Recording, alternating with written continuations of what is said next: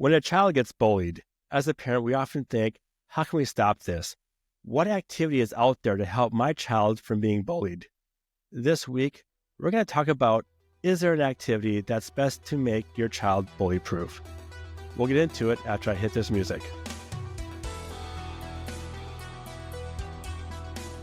Joining me this week is personal development coach Chris Flodstrom. Chris, thank you so much for coming on today. Thanks for having me, Tim. So we're both martial arts instructors, so maybe some of us might be a little biased about it, but when you go on social media, especially when you see ads for martial arts schools, you may see stuff like become bully-proof. Chris, as a martial arts instructor, what's the percentage of kids that you see in your school that comes to you because you're being bullied?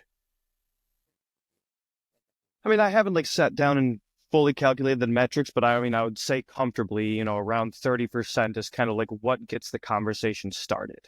Parents will call in. It's most of the time, we're looking for this and that. And we're always trying to press, what got you to call in today? And it's well, there were some situations or maybe a while ago, but the situation resolved itself, or, it's continuing on to a lesser capacity. But yeah, I mean, a good 30% just on that first call, I would say is kind of the number.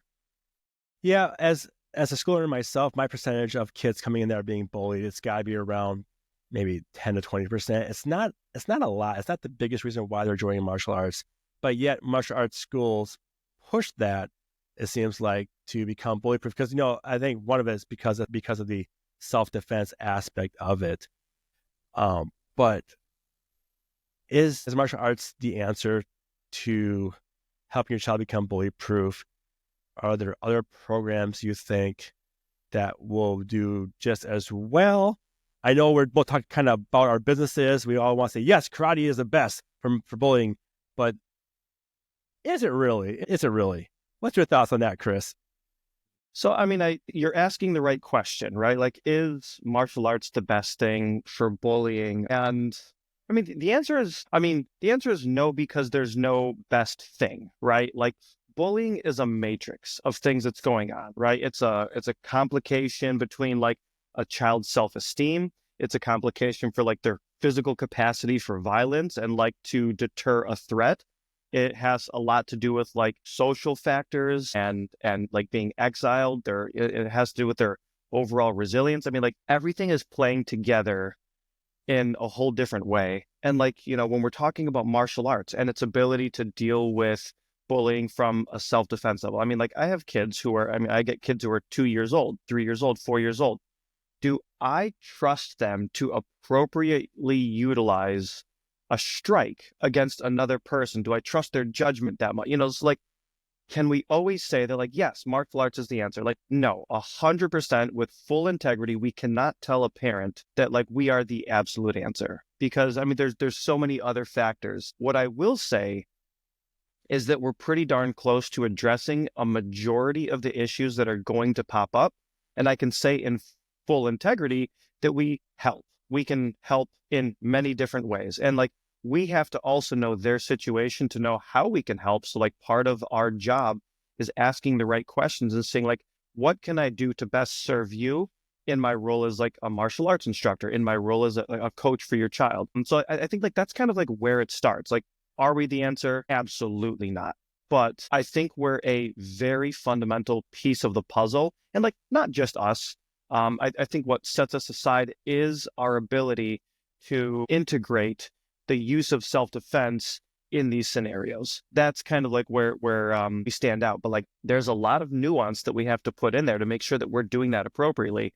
Because if somebody comes in and says oh, do you teach self-defense?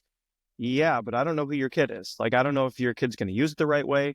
I don't know if this situation warrants violence in any way, shape, or form. So, the situation is always going to determine how we can best help each child that comes in our door, talking about the idea of bullying.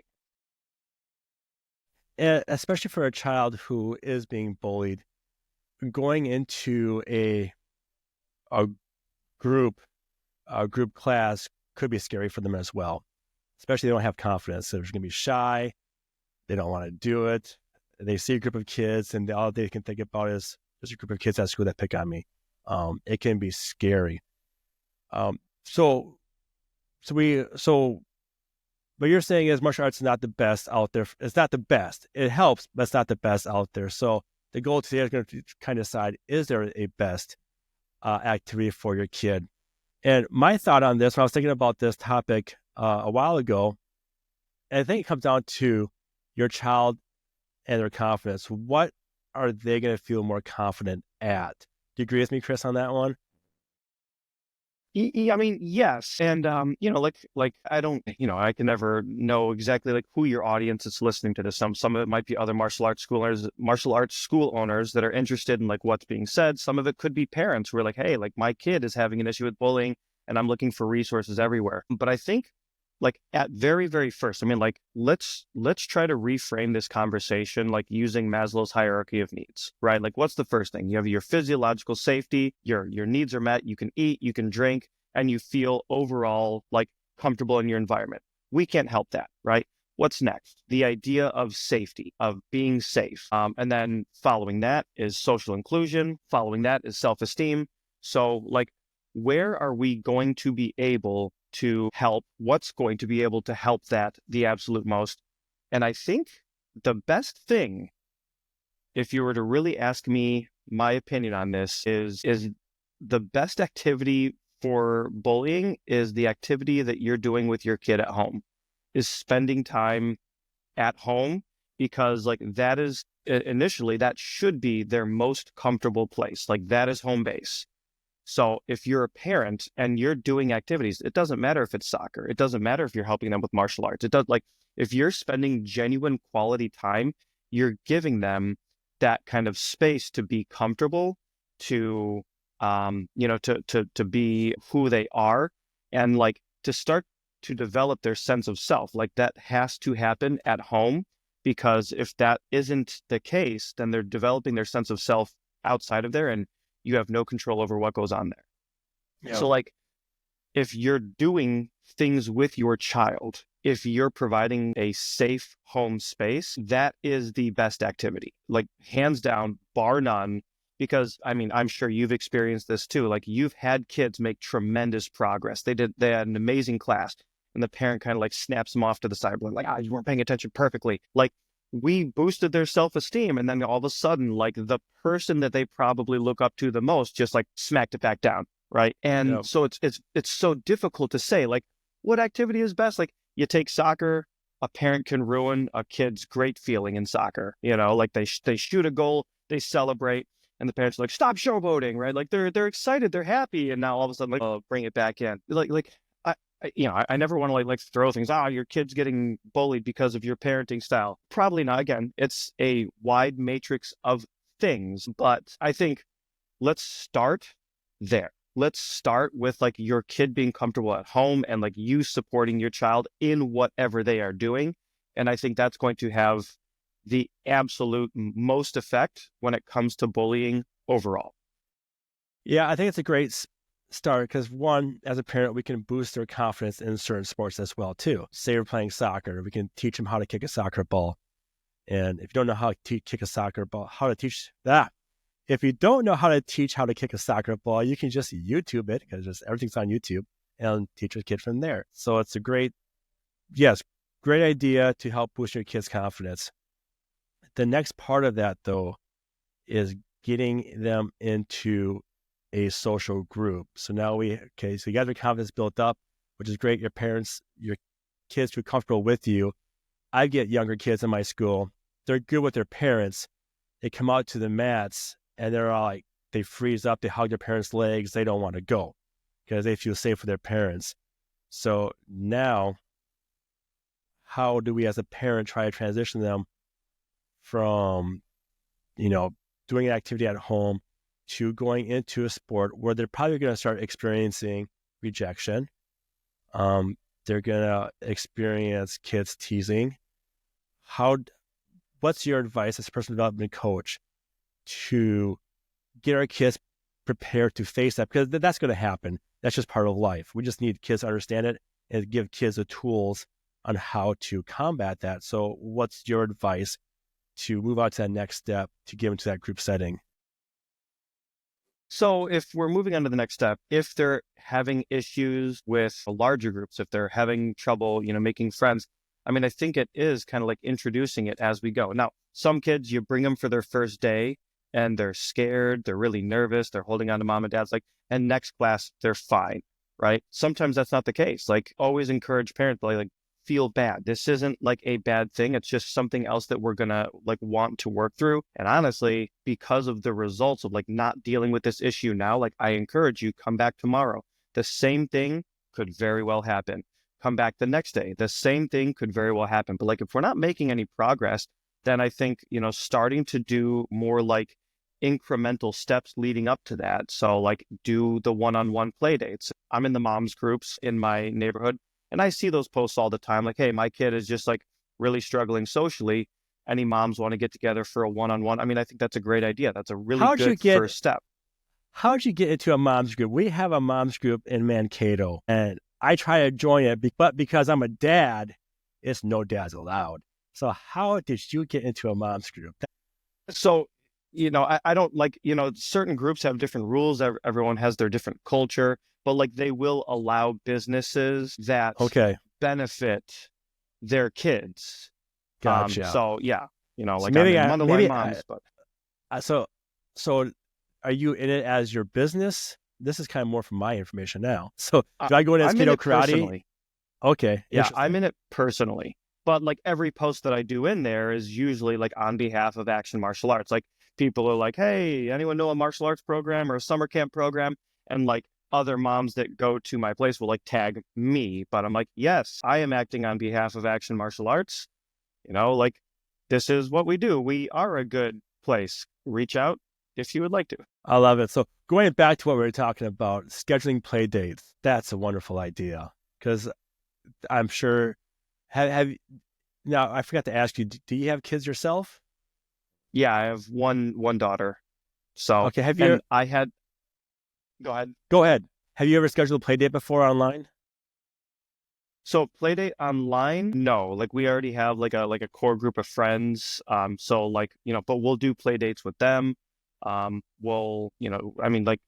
far my daughter hasn't had too much of an issue in a social setting. I will tell you that she didn't step on the mats for the first 3 classes that I brought her. So she just she did the cling, again, we're currently the safe place, but with gentle encouragement and just letting her see what's going on and saying that there's no danger. Now she's in and she's practicing all the moves at home and she's, participating in class. But yeah, I mean, she had that same nervous approach to class that I see, some parents are embarrassed, they're embarrassed when their kids are doing that. I'm no, their feelings are valid, and this is just an obstacle that we can overcome. This is not out of the ordinary. This is not an unreasonable response from your child.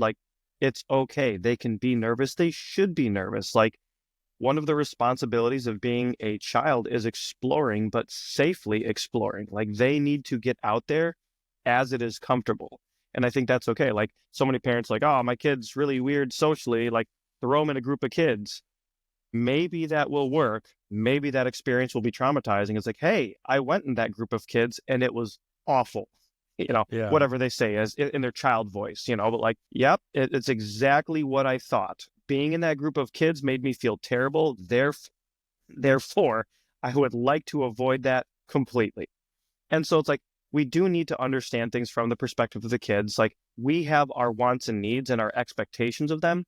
But I think part of good parenting is not trying to have everything meet your expectations. Move towards your expectations, maybe. Fall within your boundaries, absolutely.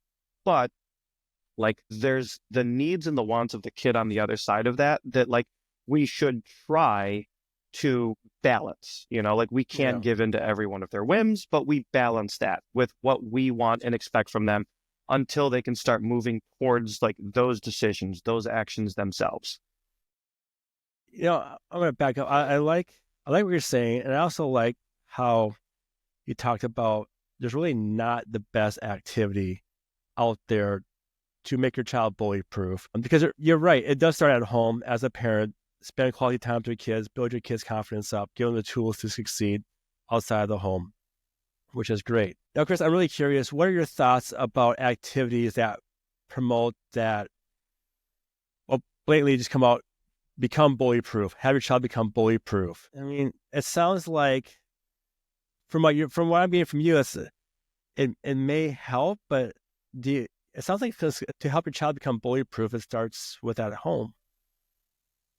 So it starts, yeah, everything has to come back to the child, right? So, like I was talking about, we have to the like Maslow's hierarchy of needs is all about self-actualization, like how to feel like you're giving value and purpose into the world, right? But we have to build up to there. So yes, it starts at home because that's our place of safety, and that's our very first tribe. Like that's our first social thing. And if we are very uncomfortable at home, then one of two things is going to happen. One, we're just going to skip the necessary feeling of safety and kind of like just jump into the social thing where we use a social experience as a crutch, right? So that means that the influence of your friends is going to bypass the need for your feeling of safety at home. And think of that's how people become the bullies. Like, hey, if you don't tease Johnny, then you can't be part of our friend group. Okay, I'll tease Johnny because you guys are now my sense of safety, right? Yeah. That's a difficult challenge to work through, right? So it starts with let's get that sense of safety at home. But like you said before, we don't want the kids clinging to our leg forever. We just have to fill that need first, and then we move them forward. So then what the activities that encourage, bully proof or bully resistant, are they doing due diligence for the kids? It depends on their approach, I think, right? So as a martial artist, I grew up as a traditional martial artist. I don't know if this is, how things were with karate for you when you were growing up, but it didn't matter what I wanted. It had they were going to make me better physically, probably. They were going to, they're going to challenge my intellect, like having to memorize my forms and, memorize certain things. They worked on the discipline, but I had to fit within the realm of the martial art, not using the martial art as a vehicle for my own progress, right? Yeah. And so you and I are both in skills, and that really is okay, I get the value of traditional martial arts. You're going to improve the child very likely, even by doing that. Some progress will be made, but let's flip the script. Let's say what I am doing is now the asset to your child, and not your child being pulled within this group is the asset itself. Okay, so is karate important? No. Is Taekwondo important? No. What is important? The fact that we're using the concepts and the activities of karate and Taekwondo and jiu-jitsu to improve our child. Can that be applied to soccer? Yes. Can that be applied to gymnastics? Yes. Whatever you want to do to start to build up the confidence of your kids, right? Because what is the ultimate goal? And I use this in my marketing for my school because this is exactly my process, right? Number one, I want to show what my students are capable of first, right? They come in, maybe they don't know what they can do. Okay, great. Let's start there. Then I try to show them that what they can do can be grown on, grown and improved. So what they're currently capable of is still fine. Great, let's celebrate that. But look, we can incrementally build you up, and now you can do a little bit of a harder kick, or you can run a little bit faster, or you couldn't do a sit-up, but now you can. So now it's we show you what you can do, and then we improve upon that. And then after that is getting them in the mindset to understand that they can do hard things. And I think this is the key to bullying, right? Because the ability to deal with discomfort is a skill that everybody, to be successful in life, has to have at some in some way, shape, or form. To deal with discomfort and pain and deal with that icky part of your emotions with grace and dignity, right? That's the next part. So when I teach my kids that they can do hard things and honestly, even see if they can enjoy themselves while doing it. So our physical fitness, I encourage them to smile. Does it suck? Yeah. Are burpees fun? Yeah. Most of the time, no. But like, if you get your kids doing burpees and throwing their hands in the air and okay, when your hands go up, you woo like you're on a roller coaster. Like, okay, burpees still suck, but guess what? We're having fun while we do it. And I think that's another big part. So like, can you teach them that they can do hard things? Okay, great. And then I think the critical thing that we have to incorporate into our programs and how we work with our kids is that we have to find a way to educate them that they don't need us to continue this progress or this process, right? And that's the thing, like everyone says, like, oh, like we give our kids good workouts, great. We get them through their ranks, great. But all of that is like just demonstrating that they're hitting goals and reaching goals within the context of what we are telling them to do. Now, is there a way to incorporate into your language, to incorporate into your classes, to incorporate into your lessons that, hey guys, you're doing this because we said so, but you don't need to wait for that. You can get better whenever you want, anytime you want.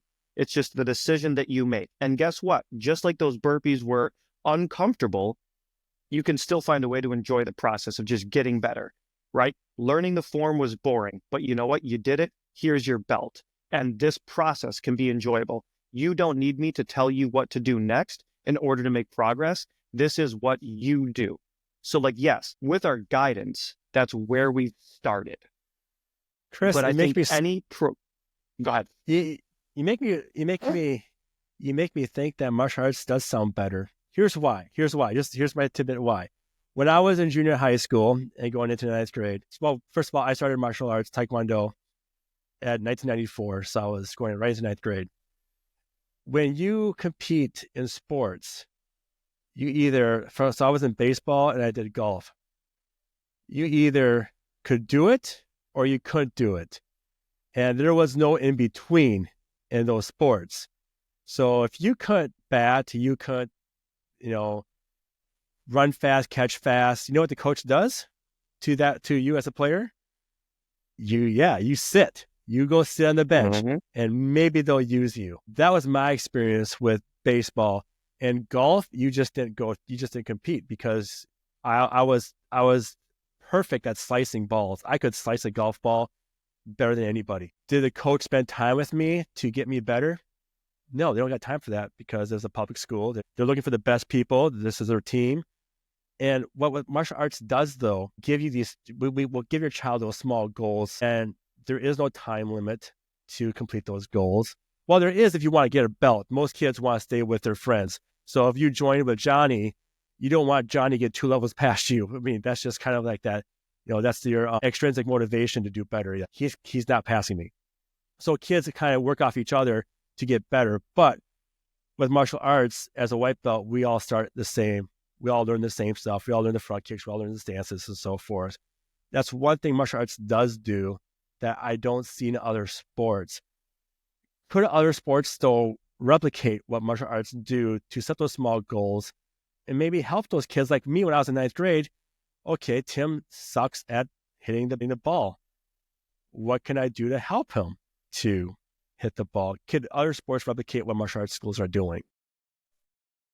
Absolutely. So, and like, I don't know if you've noticed, like I'm dancing around the argument, but not like firmly footing, like, is martial arts the best? I mean, if we want to unveil the curtain, like, I think it's one of the best. It's one of the reasons that I'm in here for so long. Like, I will admit, even to parents coming in, that it is not the full puzzle. It's a piece to the puzzle, but I mean, you're right. So here's an example, right? Like you mentioned extrinsic motivation. The process that I talked about, like show kids what they're capable of, show them that they can improve that, and then demonstrate that they can do hard things. Okay. And then like, that's all like, you can kind of do that because I say so. That's all extrinsic motivation, right? I said to do that. But the last part, teach them that they don't need us to do that. If we can really get them to believe that, then there is intrinsic motivation, right? You're not doing it because I said so. You're doing it because it's the right thing to do. Okay. And we can use that with values. We can use that with positive habits. We can use that with pretty much anything. So I think the approach to that, I mean, that can be replicated with almost any sport. But here's where I think martial arts is really, really good. We rely on student leaders.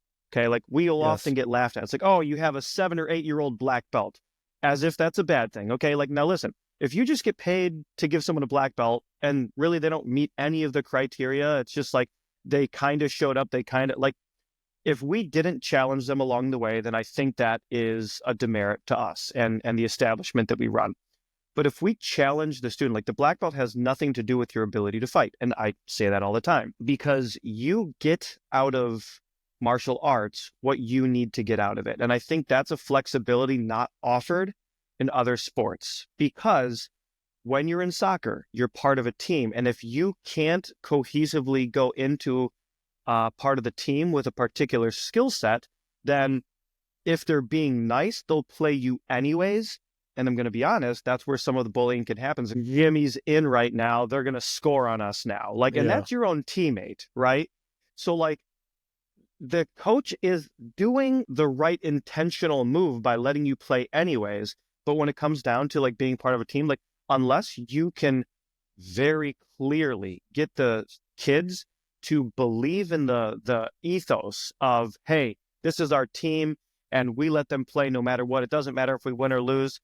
How many kids are on that team just to win? Like it's no, not to win or lose. And I don't want Jimmy playing right now because I want to score, right? And so like when it doesn't happen, the kids team up on each other and they, but what I see more in martial arts, like, is there some skill bullying? Yes, there's going to be skill bullying anywhere that there is like skill involved. Oh, you can't do that move. That might not even be intentional bullying, but like I'll say like, okay, we'll call that skill bullying. But what I see more of is like groups of similar age and similar rank students coming together, like, okay, like, well, hold on, like I just messed up that form. Like if the instructor isn't watching every single student at the same time, they're working in like little groups, like, oh, I think you made a mistake on that form, like do this, like, oh, don't forget to snap your kick. Like you start to develop good leadership skills. And I mean, like, what is one of the best ways to combat bullying? Like not only where you feel good about yourself to be comfortable with yourself, but you feel good about yourself to help others, right? Like there's that transition of confidence from you to someone else, and that willingness to help other people, and that willingness to step out of your comfort zone and do a peer-to-peer development. Like that's one of the best things that you can do. And like, I'll go even further. One of my best teen instructors ever was like not the most physically capable kid, but he was a phenomenal instructor. He was super patient with the kid. And so like, if you put him in an environment where the only measure of skill and the only measure of worth really is your physical aptitude, he's going to lose all of his self-esteem. He's going to, I mean, he's going to be in a really bad place, right? Like he will not fulfill his obligation to the tribe. And that kills one of the very early places for the hierarchy of needs. But because even though he wasn't the most physically gifted, but he was a phenomenal instructor, he got these chances to lead that in other sports he probably wouldn't have been given, other than like maybe a possible like charity case. And so like I had that ability, and guess what? Like I get texts from him now. It's like, hey, thank you so much for everything. Like he just graduated college. It's like, I am now a teacher, and the fact that like I'm a teacher is like it all started with like what happened at the school. And it's like those times where you're like, oh God, I'm crying now. Like, because it's like, it's what we dream about. We dream about having that impact where all of a sudden we had that life-changing experience that like, I mean, I don't know if that's why you open up a martial arts school, but most of the time people open up a martial arts school, not because of its immediate profitability, I can tell you that, but like it had a place in our heart because it did something for us. And now we changed that around, and it all came back to like, this kid could get through bullying because they had that self-confidence. This kid now could become a leader because they had that self-confidence. So very long story, kind of cut short. Like, do I see that happening in like outside of martial arts? Like not always, right? And like, I don't think as frequently. I think it could though. It could. I think I'm getting to the point of this whole topic. It's not the sport that's going to make your child bully proof. It's what you said earlier. It's taking the needs of the kids first. Where are they at today? How can we improve them from going forward? So say, for instance, your child doesn't want to do karate because his friends thinks karate is stupid. Because I hear that a lot from other kids. Okay, their kids want to play baseball. Find a coach that can have that same mindset where he's going to take your son. Okay, my kid's not really good at hand-eye coordination. Can you teach him hand-eye coordination first? Find that coach that's willing to take all the steps that martial arts schools do to make your son a better baseball player. So in reality, if you want to make your child bully proof, it's going to be the parents. And if you want to do sports and activities, it's going to be make sure you interview that coach who's going to be teaching the activity, because it sounds like from what you're saying and what I got from hearing your speech, it's not the sport at all. It's a coach. Martial arts, well, we're both martial arts instructors. We got our bias, this is how we make a living. But in reality, it's a coach. It's the person who's teaching your child. It was a simple answer. We could just said that like 30 minutes ago. Yeah, no, like if you think about like even when we get let's look at bullying. What is bullying, right? I mean, like there's physical harm or the threat of physical harm, right? That's part of bullying. There's social exclusion, and there's intentional, or again, like I kind of said before, like sometimes the unintentional lowering of self-esteem. Those are all kind of like the components of bullying, right? Like that's really how I break it down. And so like, what can martial arts actually address? Like, can we address the social exclusion? Well, if we build a kid to have confidence in themselves and good values, which, there's always some kind of like creed or tenet in a martial art that people try to live by, right? We try to encourage every day. And then also start to build up their overall idea of self-esteem. Like, do we do those things? Like, yes. So like the social exclusion part, we can help with that. Okay. We can't fix it, but we can help with that. Do we work on intentional or unintentional lowering of self-esteem? Well, we can't stop the other kids from doing that. So what's left? Can we build the kid up to be, again, more confident in themselves and raise their self-esteem? I think we can do that. Can we deal with the physical harm or the threat of physical harm? And like, this is where it does get tricky, because not every martial art, we teach punches and we teach kicks. We teach grappling. I do both Taekwondo and Brazilian Jiu-Jitsu. But like, how you train is going to determine whether or not that is effective in like a real life scenario, but in that process, like the way that you carry yourself, like higher confidence decreases the likelihood of being in those situations. But, if you do want your kid to be able to protect themselves physically, right? And like for the parents out there, like, you have to go to a place that trains in an intense way, which is one of the most uncomfortable ways to train in martial arts for kids. I mean, like, yep. I have students quit all the time just because they have to spar. And like, we're not mean with sparring, like I try to do it with games, but like, they don't want to get hit at all.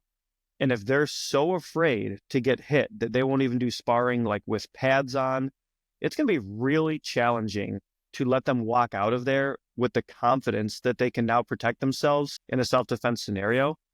Like even if we teach them punches and kicks, because like the punches and the kicks are going to be in the context. I talked about that kid sparring for the first time. Gosh, I don't know what episode it was. It's with Yoga Radi guy, Mr. Ron Shuley. I think I'm saying his name right. It's been a while, but parents kind of contribute to that. Kids don't want to spar though either. He called them lawnmower parents. If it's too hard, we'll take that out. If it's too hard, we'll take that out. So we're just chopping the grass down lower and lower until the kid can finally do something that he's comfortable with. You know what? That's not how it works. Mm-mm. Yeah, I totally understand what you're saying. Yeah. Goes back to parenting. It goes back to my process. We have to teach them that they can do hard things. Like without that component, right? If they don't believe that they can do hard things, then they can't train hard, right? And we need them to be able to train hard. And, like I do self-defense stuff in my Brazilian Jiu-Jitsu class, but like, I won't call it self-defense unless I truly believe that this can work in a scenario. So we start by learning the moves, no resistance, but eventually we get into it where it's like, okay, like you guys put on these mitts, and remember, in a real situation, people won't have mitts. So you should be very encouraged to control the arms as soon as you possibly can and bring them down to the ground. Okay. But like we're going very close to 100%, like swinging the mitts at each other, covering up, like, oh, you didn't like it when you got tagged by the mitt. It's going to be worse in a real scenario. And if you're worried about that, we have to train for that. Like we can't kind of pretend for a more real scenario because like that's 100%. Like that's someone actively trying to hurt you. So like if you're in a bullying situation where like violence is a possibility and either the kid wants to or the parent wants their kid to be able to protect themselves, that the training has to kind of simulate that. And it's very difficult to not do that. And again, feel like with integrity, you're letting the kid walk out there. But I mean, like, if I can you still call yourself a bully prevention facility without training kids in like more real life style combat? Like, yes, because I think the biggest thing is confidence. And like, how does most bullying, like when I was a kid, most bullying was physical, right? And very, very aggressive teasing.